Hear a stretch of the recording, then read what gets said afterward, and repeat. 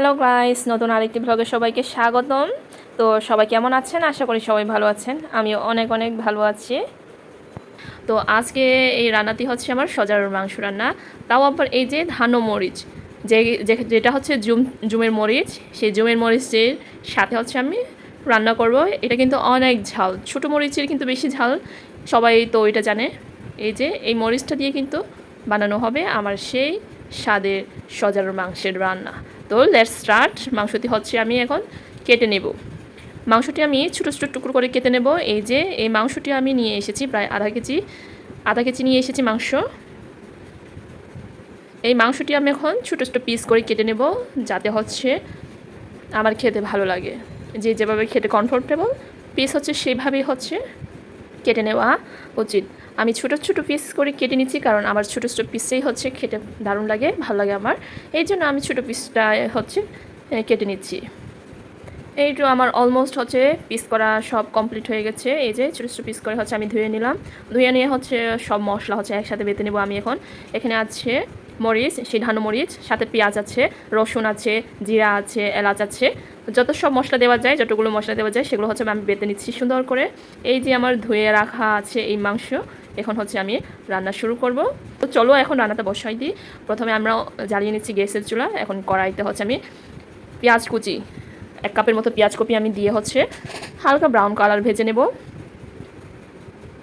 কিছুক্ষণ নাড়াচাড়া করে দেখতে পাবেন ব্রাউন কালার হয়ে গেছে। তো এভাবে হচ্ছে রান্নাটা আমি করে নেব। ব্রাউন কালার হয়ে গেলে কিছুটা আমি এখন মাংসটা দিয়ে নিব।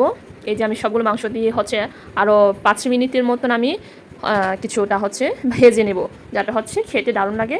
আমি এখানে শুধুমাত্র হলুদের গুঁড়া ইউজ করেছি। এখানে এই পর্যায়ে হচ্ছে আমি এখনও লবণ ব্যবহার করে নাই, কারণ লবণ দিলে কিন্তু মাংসটা শক্ত হয়ে যায়।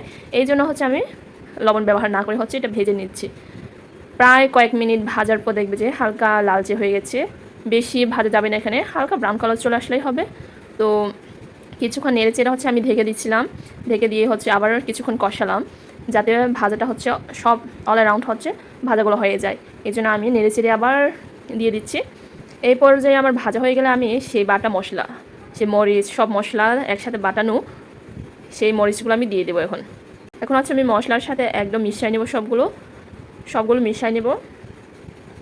এই পর্যায়ে দেখতেও কিন্তু খুবই সুন্দর একটা স্মেলস আসতেছে, যেটা কিন্তু দারুণ লাগতেছে আমার। সে ধান মরিচের গন্ধ, ঝাঁঝের গন্ধ তো আরও বেশি, খুবই ভালো লাগতেছে। এখানে কিন্তু অনেক বেশি ঝাল ইউজ করা হয়েছে, যাতে হচ্ছে আমার খেতে ভালো লাগে, কারণ আমি অনেক ঝাল প্রিয়। তো এই পর্যায়ে কিছুক্ষণ কষিয়ে নেব, এই জন্য হচ্ছে আমি ঢেকে নিলাম।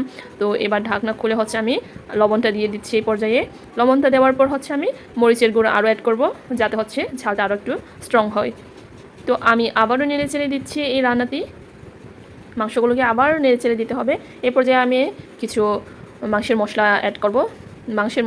এখানে বাটা মশলা কিন্তু দেওয়া আছে অলমোস্ট অনেকগুলো, তবু আমি আবার প্যাকেটের মশলা একটু অ্যাড করে নিচ্ছি, যাতে স্মেলটা হচ্ছে আরও বেশি মজবুত হয়, আরও খেতে কিন্তু সুস্বাদু হয়। তো আমি আবার নেড়ে চেড়ে দিচ্ছি। নেড়ে চেড়ে দেওয়ার পর আমি আবার কিছুক্ষণের জন্য ঢাকনা ঢেকে হচ্ছে আমি কিছুক্ষণ কষাই নিব আবার। এই তো এবার হচ্ছে আমি কষানোর পর কিছুক্ষণ রেখে হচ্ছে আমি এখন আবার কিছুক্ষণ নেড়ে চেড়ে হচ্ছে পানি দিয়ে দেব। এই পর্যায়ে আমি পানি দিয়ে দিচ্ছি।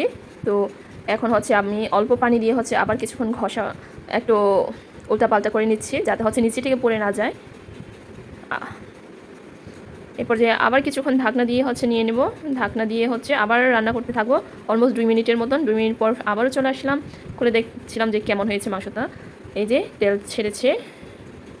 এই পর্যায়ে কিন্তু আমি পানি দিচ্ছি যতটুকু হচ্ছে রান্নার মধ্যে লাগবে, আমি ততটুকুই হচ্ছে পানি দিয়ে দিচ্ছি, কারণ আমি মাংসটা অনেকক্ষণ কষিয়েছি। কষানোর পর হচ্ছে মাংসগুলো অলমোস্ট 50% প্লাস ডান, রান্না হয়ে গেছে, কুক হয়ে গেছে।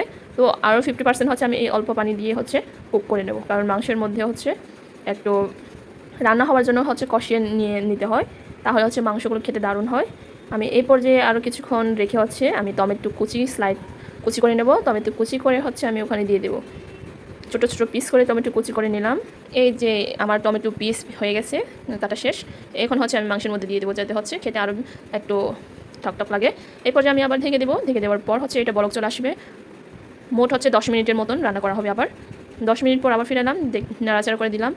এবার হচ্ছে কিন্তু যে টমেটোটা দিয়েছিলাম, টমেটো হচ্ছে একদম গলে যাচ্ছে, দেখে বুঝতে পারছেন টমেটো গলে যাচ্ছে। প্রায় শেষের দিকে হচ্ছে আমি হালকা একটু মশলা দিয়ে আর এখন হচ্ছে আমি ধনিয়া কুচি দিয়ে দেবো।